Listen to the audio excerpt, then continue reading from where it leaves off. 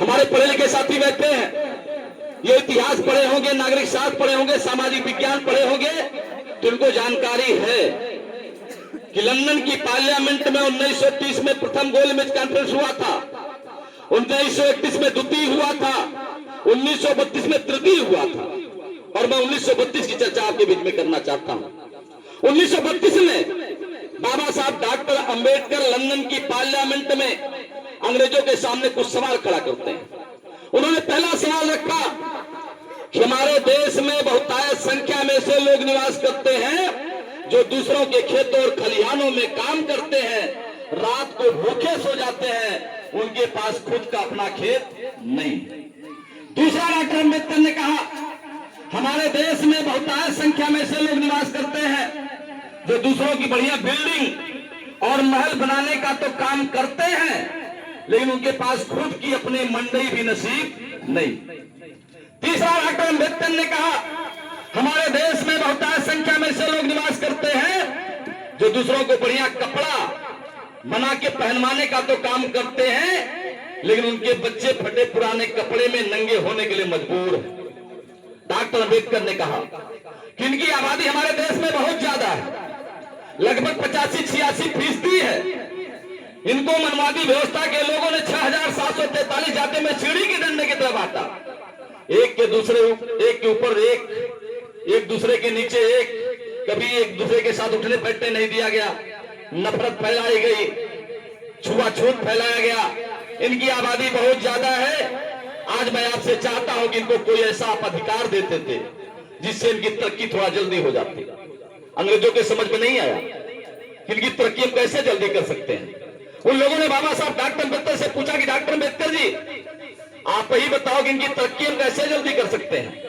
Doctor Ambedkar ने एक सुझाव दिया, कहा कि हमारे देश के चाहे जिस मजहब धर्म के लोग हो, चाहे अगले समाज के हो, चाहे पिछड़े समाज के हो, चाहे दलित हो, चाहे माइनॉरिटी हो, हमारे देश की चाहे महिलाएं हो चाहे पुरुष हो, जिन लोगों की उम्र 21 साल हो जाए, 21 साल की उम्र में आदमी अपने दिमाग से काम करने लगता है, दिमागी रूप से परिपक्व हो जाता है, बालिग कहा जाने लगता है।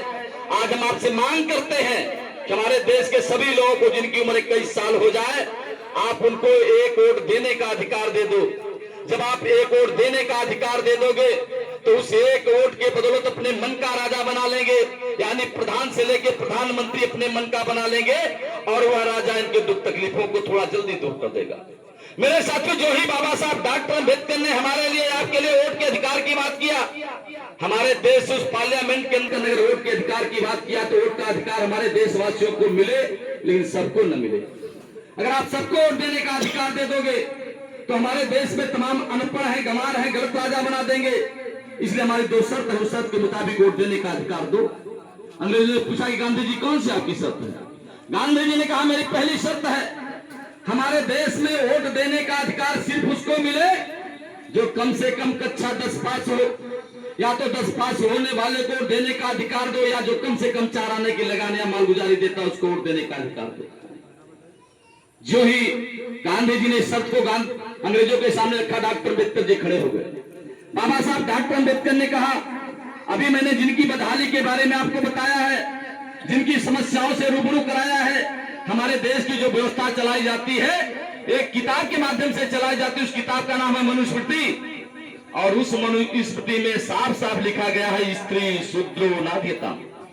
स्त्री माने चाहे जिस समाज की स्त्री हो देश की, उस स्त्री को भी पढ़ाई लिखाई करने का अधिकार नहीं है। और उसी किताब में लिखा गया कि शुद्ध समाज को भी पढ़ाई लिखाई करने का अधिकार नहीं है। शुद्ध समाज माने 6743 जाति में बटे हुए लोग, अहिर, गडरिया, कुर्मी, कोयरी, लोहार, चमार, फांसी, नुनिया, धोबी, दरकार, भर, मुसर, खटिक, ऐसे सभी लोगों को हमारे देश में पढ़ाई लिखाई करने का अधिकार नहीं है। जो हमारे देश की सभी महिलाओं को और इतने बड़े समाज को पढ़ाई लिखाई करने का अधिकार नहीं है, तो फिर हमारे लोग कक्षा 10 पास कहां से होंगे? दूसरा उसी किताब में लिखा गया है कि शूद्र समाज को जमीन और जायदाद रखने का अधिकार नहीं होगा। जब हमारे समाज के लोगों को जमीन जायदाद रखने का अधिकार नहीं है, तो फिर हमारे लोग 4 आने की लगाने या मालगुजारी कहां से देंगे? इसका मतलब कि महात्मा गांधी एंड कंपनी के लोग नहीं चाहते हमारे देश के दलितों को, हमारे देश के पिछड़ों को, हमारे देश के अखिलेश समाज के लोगों को, गरीबों को, हमारे देश की महिलाओं को, हमारे देश में जो अगले समाज के भी भाई हैं जिनके पास खेत खलिहान बड़े पैमाने पर नहीं है, पढ़ाई लिखाई हाई स्कूल नहीं है, ऐसे लोगों को ये लोग नहीं चाहते कि वोट देने का अधिकार मिले। लेकिन मेरे साथियों, बाबा साहब डॉक्टर अंबेडकर के संघर्ष के प्रतिफल में अंग्रेज इस निष्कर्ष पर पहुंचे कि सभी देशवासियों को तो एक वोट देने का अधिकार मिला, लेकिन ऐ मेरे अनुसूचित जाति जनजाति के भाइयों, हम लोगों को दो वोट देने का अधिकार मिला। अब इसके पीछे जाऊंगा तो लंबा हो जाएगा। मेरे कहने का आशय क्या है? मेरे कहने का आशय है कि 16 अगस्त 1932 को जब बाबा साहब डॉक्टर अंबेडकर लंदन की धरती पर हमारे देशवासियों को वोट देने का अधिकार दिला दिया, महात्मा गांधी जी लंदन से भारत देश लौटे और भारत देश लौट करके महाराष्ट्र के पूना की अरबदा जेल में आमरण अनशन कर दिया, भूख हड़ताल कर दिया। कहा मैं तब तक पानी नहीं पीऊंगा, तब तक मैं जल नहीं पीऊंगा, तब तक खाना नहीं खाऊंगा जब तक डॉक्टर अंबेडकर जो वोट का अधिकार लेकर के उसको वापस नहीं कर देते, रद्द नहीं करा देते, मैं मर जाऊंगा लेकिन दाना पानी नहीं करूंगा। ये संदेश डॉक्टर अंबेडकर के पास पहुंचा। डॉक्टर अंबेडकर ने कड़े शब्दों में कहा कि मैंने वोट का अधिकार बड़ी मुश्किल से पाया, बड़े संघर्षों के बाद पाया, इसके लिए मैं कोई समझौता नहीं कर सकता। लेकिन मेरे साथियों, जब देश के बड़े बड़े नेताओं को लगा कि वास्तव में डॉक्टर अंबेडकर भी जिद्दी हैं, इतनी आसानी से मानने वाले नहीं, तो उन लोगों ने महात्मा गांधी जी की पत्नी कस्तूरबा गांधी जी को समझाया, बुझाया, पढ़ा लिखाया और समझा बुझा के बाबा साहब डॉक्टर अंबेडकर के पास भेज दिया। बाबा साहब डॉक्टर अंबेडकर के पास पहुंच करके महात्मा गांधी जी की पत्नी कस्तूरबा गांधी जी आंचल फैला के भिख मांगा।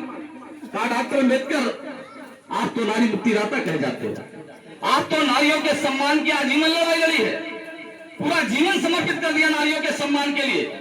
आज एक नारी अपने सुहाग की भीख मांगती है, मैं विधवा हो जाऊंगी, मेरा सिंदूर धुल जाएगा, आप कौन सा अधिकार लेकर के आए हो? गांधी जी जान देना चाहते हैं, मुझको विधवा होने से बचा लीजिए। मेरे साथी, बाबा साहब डॉक्टर अंबेडकर पेशो पेश में पड़ गए।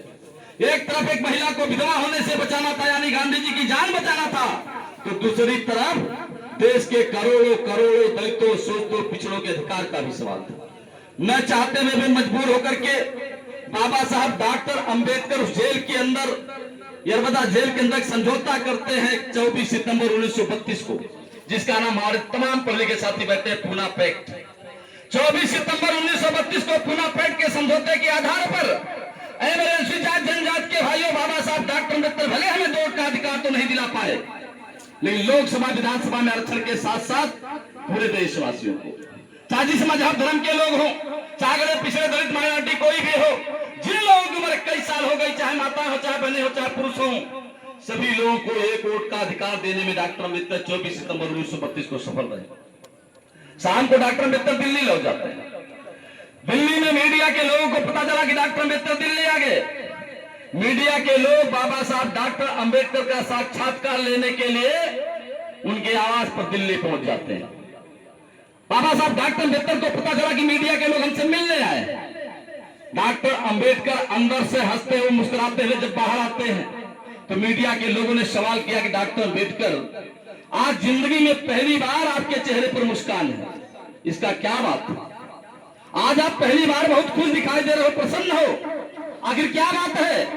बाबा साहब डॉक्टर अंबेडकर ने कहा कि आज मैंने अपने जीवन की सबसे महत्वपूर्ण लड़ाई को जीता। मीडिया के लोगों ने कहा डॉक्टर अंबेडकर, हम लोगों को पता चल गया है कि पूना के अंदर आपने तमाम अपने लोगों के अधिकारों की कटौती कराया और आपका रहे में जीत गया। डॉक्टर अंबेडकर ने कहा श्योर एंड सर्टेन, निश्चित रूप से आज मैंने अपने जीवन की सबसे महत्वपूर्ण लड़ाई को जीता। उन्होंने अपने अंदाज में पत्रकारों को समझाया, कहा कि आज मैंने रानी के पेट का ऑपरेशन कर दिया। आज के पहले रानी के पेट से राजा पैदा होता था, चाहे वो लायक हो, चाहे नालायक हो, चाहे दिवालिया हो, पागल हो, अंधा हो, लंगड़ा हो, लूजा हो, यानी कितना नालायक हो, लेकिन जो रानी के पेट से पैदा होता था वही राजा बनता था। लेकिन आज मैंने उस रानी के पेट का ऑपरेशन कर दिया है।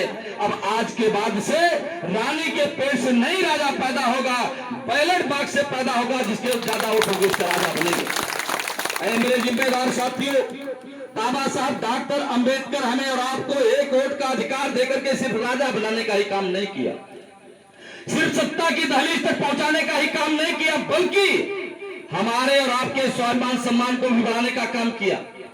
सपोज करिए हमारे बीच में एमपी का चुनाव होता है, एमएलए का चुनाव होता है, प्रधानी का होता है, बीडीसी का होता है, जिला पंचायत का होता है। हमारे बीच में बहुत बड़ा पैसा वाला, जिनके पास अथाह पैसा होता है, चुनाव मैदान में आता है। हमारे बीच में बहुत बड़ा गुंडा बदमाश, जिनके पास तो बंदूक हुआ करती, चुनाव मैदान में आता है। हमारे बुढ़वा दादा के पास चला जाता है, हमारी बुढ़िया दादी के पास चला